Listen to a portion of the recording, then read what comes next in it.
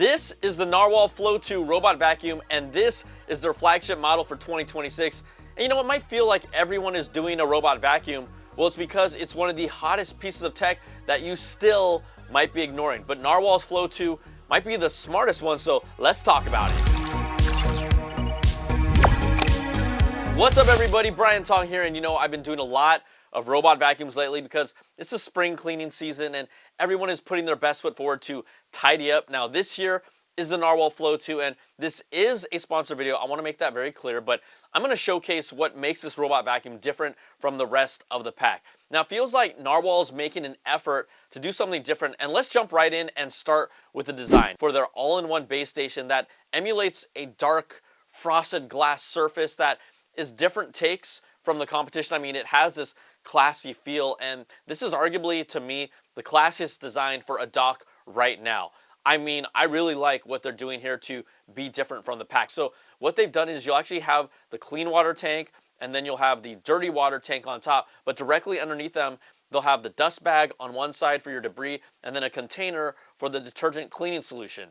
It's all in one compartment. Now, the other differentiator is that it has a status light bar. You'll actually see it right here, and this light bar signifies what is happening when the Narwal Flow 2 robot vacuum is docked and charging, and adds maybe an interesting visual element to the dock design as well. I think it's an accent that just adds a little, a little flavor to the design. Now, setup is really easy, so I'll first fill up the detergent compartment since it's at the bottom of everything, and then I'll place it back in the bottom. Then just fill up the clean water tank first with water, take it to the base station, and then set the vacuum with the app. It's a really easy, straightforward process, and you are good to go. Now, this is a robot vacuum first, and it has 31,000 Pascal units of turbo suction. Bottom line, this is enough to pick up a AA battery, so any debris in its path is going to get sucked up.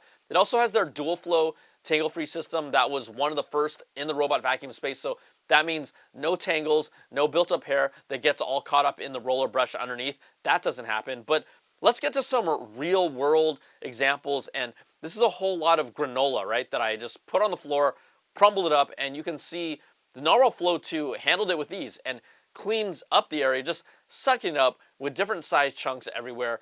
It cleans it up nicely, and it can handle all the smaller debris that you'll have around the house as well. Current robot vacuums are so good that this should be able to handle it, and it passes the test in flying colors. I teased a little earlier, this might be one of the smartest robot vacuums, so let's watch it in action, because here I set up this wet spill where I poured some orange juice on the ground.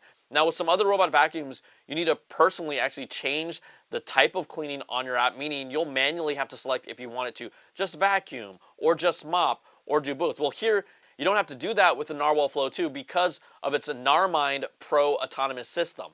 So it automatically uses its twin AI dodge camera system that is right here on the front for obstacle avoidance and unlimited object recognition to detect what's in front of it. And you actually see it in action. It identifies this juice spill at first, then it traces the area around the spill, right, to find those boundaries, and then it switched over exclusively to mop mode, knowing that it was a spill, and then went on to clean up the mess perfectly in one motion, right? You just see it go through it.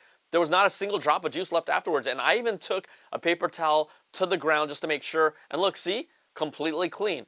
It did that all on its own without me having to lift a finger, and that makes a big difference when cleaning and not having to worry about that. Not all robot vacuums can actually do this, so that means potentially having maybe some wet spills and sauces get inside the dry debris system, and then you have to do some deep cleaning of your vacuum by hand. It's happened to me before, but I was genuinely surprised with just how it handled it, because I'm used to seeing how other robots approach debris and spills, and the Flow 2 Pro, it acts like it sees it, right? It surveys the area, and you can see it thinking things through, and then it takes specific action to clean up the spill or mess in its focused area, and then it gets back to its routine pattern of cleaning after that.